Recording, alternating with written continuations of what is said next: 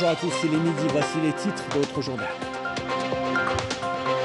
Le chef de l'État malien, Ban Dao, effectue aujourd'hui une visite de travail et d'amitié en Algérie. Cette visite permettra de passer en revue les relations bilatérales entre Alger et Bamako. Le Premier ministre Abdelaziz Jarrad a procédé ce matin au Centre international des conférences Abdel Rahal au lancement officiel des services de certification et de signature électronique. Nous l'écouterons dans un instant. À la veille du journée nationale des personnes handicapées, le grand format de ce week-end de plonge dans les difficultés rencontrées par les parents pour scolariser leurs enfants. Que dit la loi? Comment obliger les établissements scolaires à accepter les personnes souffrant de handicap? Réponse tout à l'heure.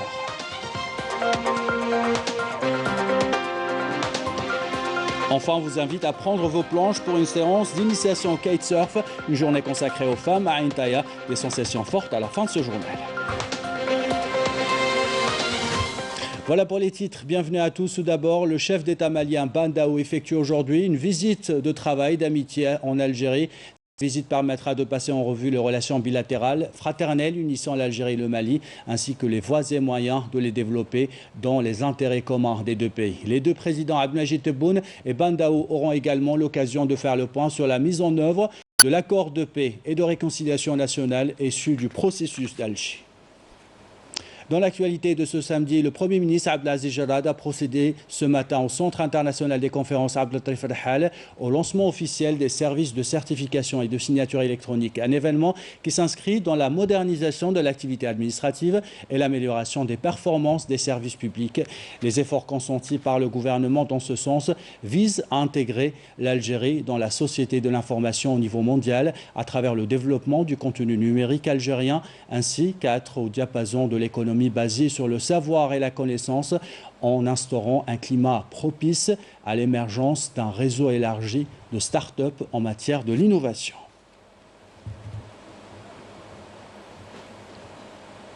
La numérisation, un objectif pour le gouvernement, selon le Premier ministre Abdelaziz Jarrad, et un engagement du président de la République Abdelmajid Tebboune pour améliorer le climat des affaires en Algérie. On l'écoute.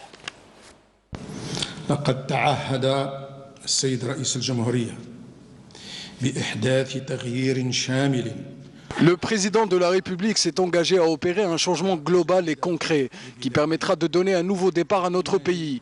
Et je réaffirme à cette occasion la ferme volonté du gouvernement à réaliser cet objectif dans tous les domaines. Et ce que nous faisons aujourd'hui entre donc dans ce cadre eu égard au rôle axial de la certification et de la signature électronique dans l'amélioration du climat des affaires. Elles permettront par conséquent d'attirer de nouveaux investissements. L'introduction des services de certification et de signature permettra la généralisation de la numérisation et la création de postes d'emploi parmi les nouveaux métiers de l'innovation.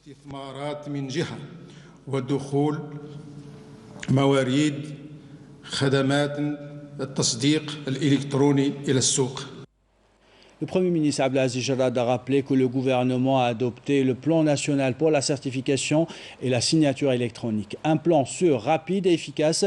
On écoute le Premier ministre.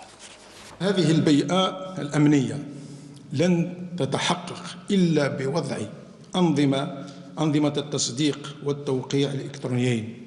Cet environnement sécuritaire ne sera réalisé qu'en mettant en place les organismes de certification et de signature électronique, étant deux éléments primordiaux, additionnés aux conditions des échanges via Internet. Le gouvernement a adopté un plan national pour la certification et la signature électronique qui vise à réaliser un ensemble d'objectifs, notamment l'augmentation du capital confiance dans les services électroniques gouvernementaux, à travers le renforcement de la sécurité des échanges, et ce, grâce à la signature électronique et aux instruments d'authentification. Il s'agit aussi d'assurer la crédibilité et la prise de responsabilité dans le cadre des échanges électroniques et de sauvegarder la confidentialité des données privées, et ce, à travers le cryptage au sein de l'opération de certification électronique. Améliorer aussi l'exercice des institutions publiques, car la signature électronique permettra de réduire les coûts et les déplacements liés à l'impression des documents papier, leur archivage et leur retrait, ce qui nous aidera à mettre fin à la bureaucratie, renforcer la confiance aussi dans la numérisation des échanges commerciaux et faciliter leur flux car la certification électronique facilitera la préparation des documents électroniques et la généralisation du paiement électronique dans les échanges commerciaux, ce qui à son tour réduira l'usage de l'argent liquide. La mise en place et la gestion des identités numériques se fera par l'autorité de certification électronique et représente une référence contenant toutes les informations, en particulier celles se trouvant sur Internet, ce qui permettra l'utilisation des applications intelligentes des départements ministériels et les autorités et institutions publiques et privées en toute sécurité. الإلكتروني في تيسير إعداد وثائق الإلكترونية وتعميم الدفع الإلكتروني في المبادلات التجارية مما سيقلل من استخدام السيولة النقدية. Et pour le Premier ministre Abdelaziz Jarad, il est urgent d'accélérer le processus de numérisation au niveau de tous les départements ministériels, notamment ceux qui ont un lien direct avec les services publics et avec l'investissement. On l'écoute. يجدر التذكير أيضا بجهود الحكومة في سبيل بناء اقتصاد المعرفة. Il est nécessaire de rappeler les efforts du gouvernement pour bâtir une économie du savoir et accélérer le processus de la numérisation à travers une panoplie de réalisations, entre autres la mise en place du cadre juridique qui régit les start-up et les projets innovants, fiscale et parafiscale et les mécanismes de financement adéquats. L'accélération du processus de numérisation au niveau de tous les départements ministériels, notamment ceux qui ont un lien direct avec le service public et l'investissement. Poursuivre le travail sans relâche pour améliorer le climat des affaires et mettre fin à la bureaucratie. Se baser sur la numérisation et le savoir pour édifier notre économie est un choix stratégique pour garantir l'accompagnement du processus de la diversification économique, de même que l'investissement dans tous les domaines possibles à même de nous permettre de sortir de la dépendance aux hydrocarbures. Ceci en comptant sur les micro-entreprises et sur l'économie du savoir et sur les start-up considérées comme le moteur du développement.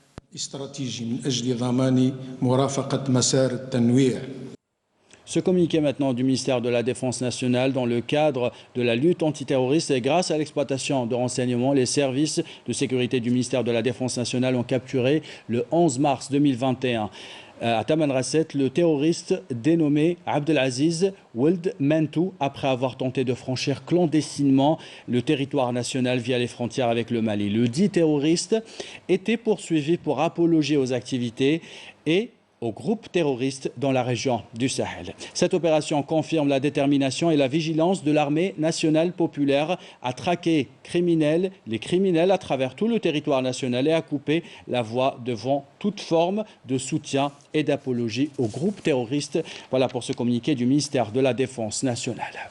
Nous célébrons demain la journée nationale des personnes handicapées. C'est la thématique que nous abordons dans le grand format de ce week-end. Cette journée est placée cette année sous le thème l'éducation pour l'enfant handicapé. Mais cet espace est-il vraiment garanti? Théoriquement, oui, c'est un endroit garanti par le ministère de l'Éducation nationale, mais la réalité est tout autre, vous allez le voir. Notre reporter Amel Bouarba a suivi le calvaire d'une fillette de 13 ans en situation de handicap moteur. Ses parents ont trouvé beaucoup de difficultés pour la scolariser. Reportage. Pour Isra et ses parents, chaque jour est un véritable parcours du combattant. Le calvaire commence ici, en sortant de la maison.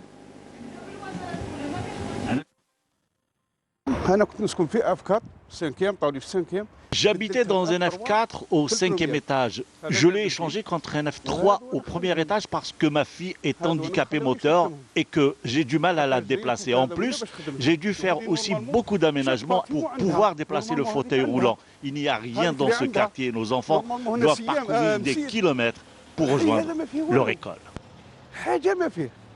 Il faut parcourir jusqu'à 2 km tous les jours pour arriver à l'école primaire dans laquelle leur fillette de 13 ans a été admise.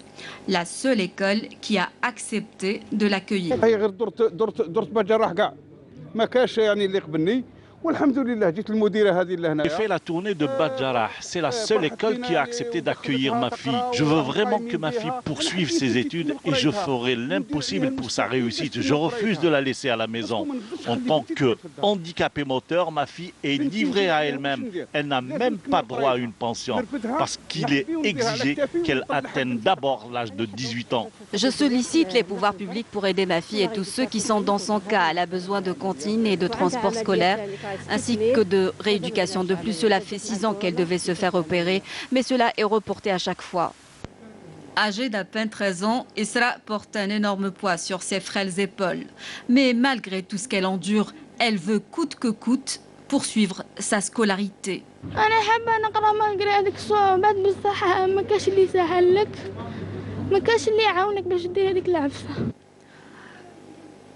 Comme les parents d'Isra, de nombreux parents trouvent toutes les peines du monde pour intégrer leurs enfants en situation de handicap moteur dans les établissements scolaires.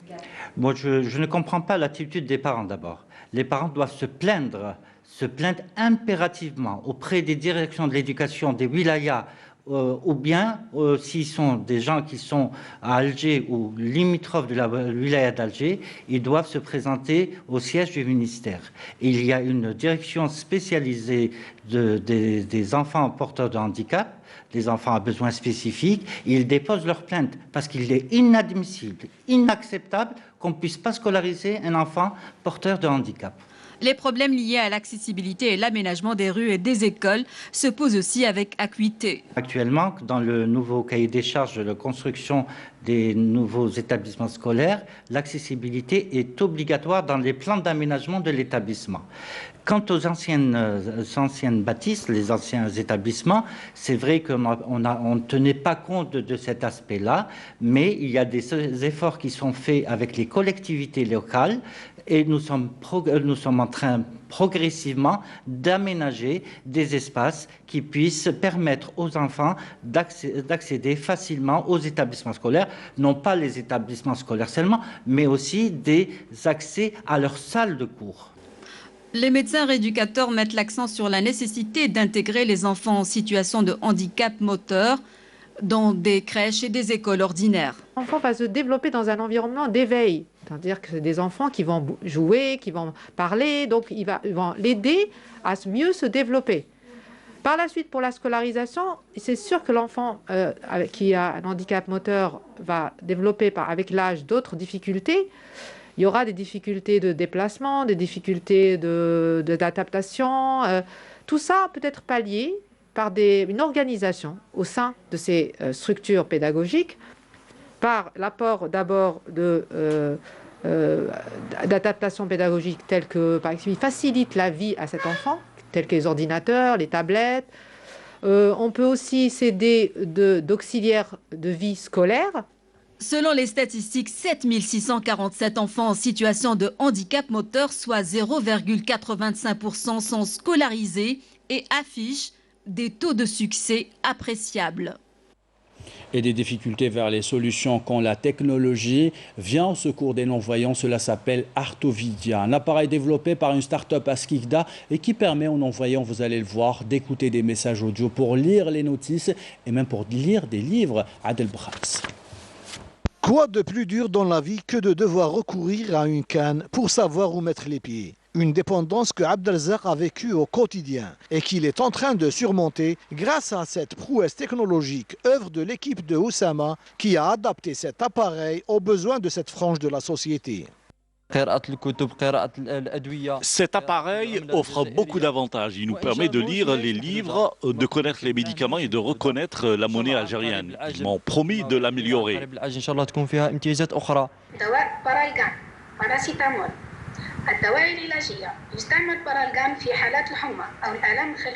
Désormais, la vie de Abdelzak ne sera plus comme avant grâce à Artovedia qui lui transmet en sonore tous les textes qu'il lit, en plus de l'aisance qu'il lui assure lors de ses déplacements. Dans un proche avenir, cet appareil te permettra de te déplacer dans les places publiques le plus normalement du monde. Il t'avertira de la présence d'obstacles sur ton chemin et que tu pourras ainsi éviter. L'avertissement sonore s'arrêtera une fois que tu t'éloignes de cet obstacle.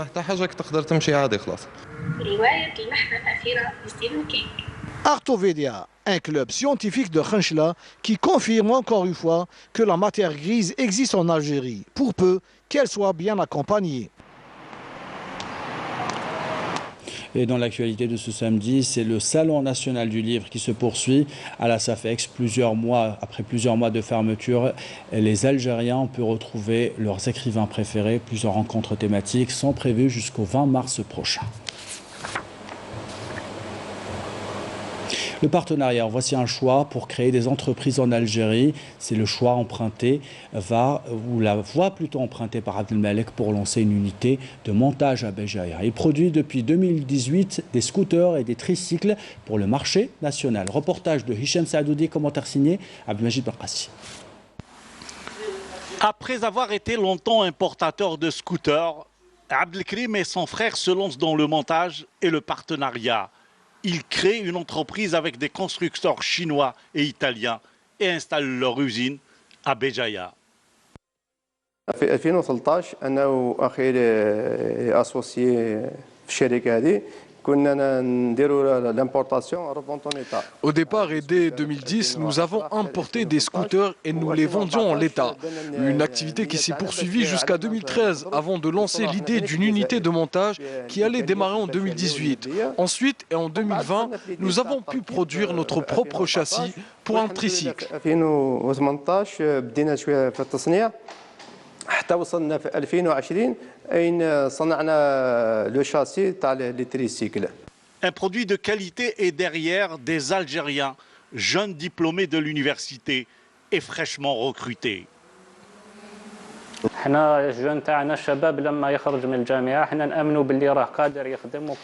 Nous sommes convaincus que les jeunes universitaires algériens sont capables d'apporter une valeur ajoutée en sortant de l'université. Parce qu'aujourd'hui, tout repose sur la qualité. C'est la qualité d'un produit qui attire un consommateur. La qualité et la performance, deux critères indispensables si on veut réellement imposer son produit sur un marché où la concurrence reste très présente, surtout pour ces engins à deux roues. Et une question ce matin, comment maintenir la production du gaz au niveau du gisement ou des gisements de Hassi R'Mel à 180 millions de mètres cubes par jour. Les ingénieurs algériens relèvent le défi après le départ des ingénieurs étrangers. Un nouveau projet des unités de compression a vu le jour. Commentaire signé Samibo Benchir. Le gisement de gaz de Hassi R'Mel bientôt renforcé par 3 nouvelles stations de compression dans le cadre du projet Boosting 3. S'étendant sur 75 km², il vise à pallier la baisse naturelle de la pression du gisement et maintenir une production journalière de 180 millions de standards mètres cubes. Au départ confié au japonais JGC, la réalisation a été interrompue à cause de la crise sanitaire. C'était sans compter sur les compétences algériennes qui ont brillamment repris le flambeau. Nous avons fait appel à l'expérience algérienne, surtout celle de nos aînés, les retraités, qui ont répondu présent. Ils ont répondu au message, c'est une mission nationale. L'Algérie a besoin de cette énergie. Forte de cette expertise éprouvée et d'une main-d'œuvre comptant 5000 travailleurs hautement qualifiés, Sonatrach mène ce nouveau chantier dans un esprit de solidarité. Durant la pandémie, la situation a été quelque peu difficile. Beaucoup de changements sont survenus pour nous. Mais on a surpassé le problème. On a travaillé tous ensemble pour la réussite de ce projet. L'industrie gazière peut compter sur ses hommes et ses femmes pour exploiter au mieux ce gisement de Hassi R'Mel, plus grand d'Afrique et 4e au monde. L'objectif n'a jamais changé depuis 50 ans. Assurer la sécurité et la souveraineté énergétique du pays. Et on s'intéresse dans ce journal à l'eau, une source essentielle dans notre écosystème, d'où l'importance de l'utiliser avec modération dans les systèmes d'irrigation. Le Waterbox est justement une technique innovante qui permet d'économiser, écoutez bien, jusqu'à 90% des ressources hydriques. En quoi consiste cette technique et comment peut-on l'utiliser? Réponse dans cette expérience pilote menée dans la wilaya de Skikda. Commentaire signé Amal Bouarba. Comme vous voyez, la plantation se fait de façon traditionnelle. Après avoir planté l'arbre, on place cette feuille ici pour empêcher l'évaporation de l'eau. On dispose l'arbre de cette façon et ensuite on ferme la boîte. On peut même placer d'autres arbres dans cette boîte. C'est ce qu'on appelle la technique du Waterbox, des boîtes en carton biodégradables qui peuvent stocker 15 litres d'eau. Il s'agit d'un nouveau système d'irrigation des plantations plus économe que le système classique, notamment celui du goutte à goutte, une technique qui consiste à accompagner la plante au cours de sa première année afin de lui permettre de se développer en lui apportant une réserve d'eau pour plusieurs mois. Nous sommes ici en train de planter des arbres dans une parcelle témoin et test pour pouvoir comparer ensuite les résultats en termes de taux de survie de plantes. Notre wilaya figure parmi les 3 wilayas choisis par la Direction générale des forêts pour abriter ce projet pilote. Et j'espère que l'expérience sera rentable et que nous pourrons faire profiter d'autres régions de cette technique. Pour rationaliser Les agriculteurs ont suivi une formation pour maîtriser cette technique d'irrigation. Nous avons bénéficié d'une formation dispensée par des experts pour maîtriser cette technique innovante. Nous espérons que cette expérience sera couronnée de succès. C'est une nouvelle technique qui est introduite à Skikda. Nous sommes heureux de pouvoir expérimenter ce nouveau procédé. Grâce à cette nouvelle technique, il est donc possible de préserver considérablement les ressources hydriques, de économiser jusqu'à 90% cette denrée précieuse. L'actualité internationale, le Conseil de sécurité de l'ONU a réclamé hier, dans une déclaration approuvée à l'unanimité, le retrait sans plus tarder de toutes les forces étrangères et des mercenaires de Libye, en saluant la validation par le Parlement du nouveau gouvernement unifié. On vous propose à la fin de ce journal de découvrir ces sports qui passionnent de plus en plus d'Algériennes et d'Algériens. Escalade, vélo et kitesurf. Et on commence avec ces femmes qui ont fait du Cap Carban à Béjaïa leur lieu d'escalade préféré. Mais encore, elles font de la prospection de grottes et elles repoussent leurs limites à chaque sortie. Reportage de Souhila Darmoum, commentaire signé Raouf Hamouche. Elle, c'est Leïla, jeune étudiante, amatrice de sensations fortes et de sport extrême, maîtrise à merveille ses techniques de sport d'escalade. Après l'obtention de notre master, nous avons découvert ce club d'escalade qui allie sport d'escalade et spéléologie. Un volet scientifique. En plus de l'escalade, nous faisons également de l'exploration de grottes. Un sport qui demande une grande persévérance, mais aussi beaucoup d'exercices et de pratiques. Hajel l'a bien compris. Elle est devenue la première femme à descendre à plus de 500 mètres de profondeur dans une grotte. C'est la première femme à descendre plus de 500 mètres dans une grotte. Cela signifie de passer 24 heures sous terre. Cela demande beaucoup de maîtrise et de courage. Ma première sortie, c'était en février 2017. تما كون تعرفت عليهم تما كون حبيت هاد الرياضة. كي دخلت l'association, c'était cet encouragement qui nous a poussé نلحقوا لهاد الدرجة. À Béjaïa, dans ce beau paysage, l'escalade attire de plus en plus de jeunes aventuriers curieux et amateurs de sensations fortes. Et avant de prendre la direction de Décaplage pour faire une initiation dans les sports de glisse, on vous invite à prendre les 2 roues dans la forêt de Bouchaoui avec ces femmes qui ont choisi de pédaler pour décompresser et rester en forme. Leur souhait, avoir des pistes cyclables en ville pour pouvoir pratiquer ce sport plus fréquemment. Badia Amarni les a rencontrés. Reportage. Jogging, marche, cheval à la forêt de Bouchaoui. À chacun sa passion. Mais nous avons remarqué que la pratique du vélo s'impose ici et les femmes sont de plus en plus nombreuses à préférer les 2 roues. On vient chaque vendredi depuis qu'on était petite et c'est une passion, voilà. Je viens avec ma soeur chaque vendredi et je trouve que c'est sympa. C'est une sensation unique. Et le vélo, il faut tout faire, il faut pratiquer. Sport, patient, passer le temps, oublier le stress, oublier le Covid-19. On a pris l'habitude de profiter du week-end avec les enfants pour faire du vélo ensemble, en famille. On a redécouvert le vélo avec les enfants parce que pour eux c'est important, c'est une partie de plaisir. Qu'elles pratiquent le vélo comme loisir ou comme discipline sportive, les femmes rencontrées à la forêt de Bouchaoui ont émis le souhait de pouvoir circuler, même en ville.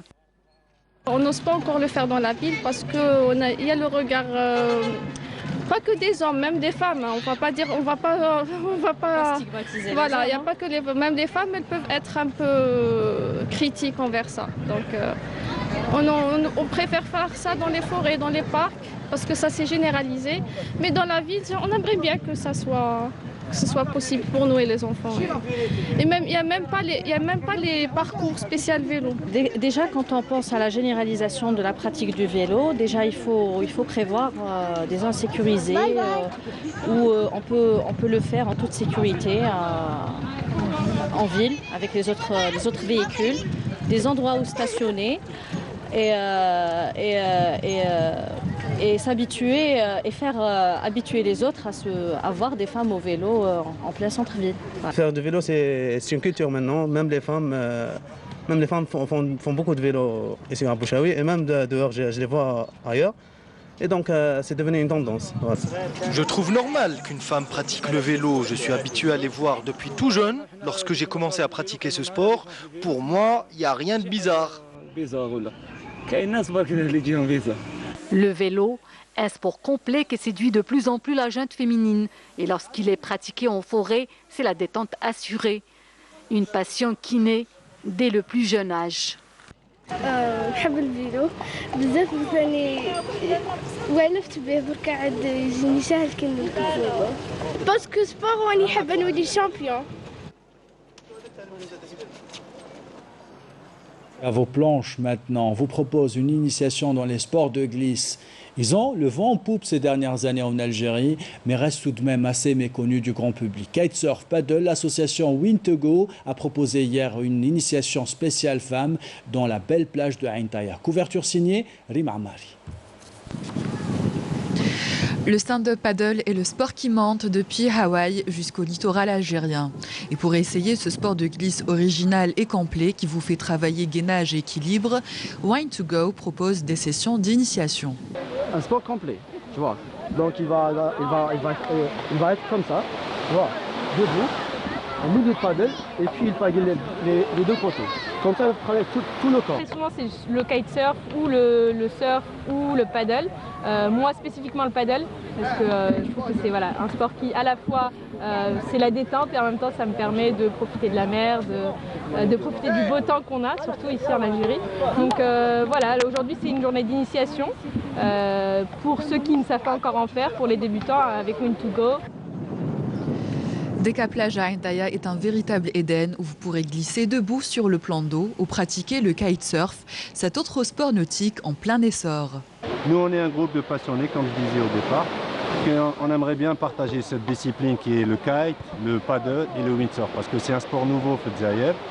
Et on va dire que ça fait presque 5 ou 10 ans qu'il s'est installé. Nous, on essaie de promouvoir ce sport et ramener le maximum de jeunes pour donner initiation et en même temps faire des compétitions par la suite s'il y aura des compétitions Zaïev, Inch'Allah, de kitesurf. J'aime beaucoup le kite et j'ai fait aussi la voile. Et maintenant, je veux faire du paddle.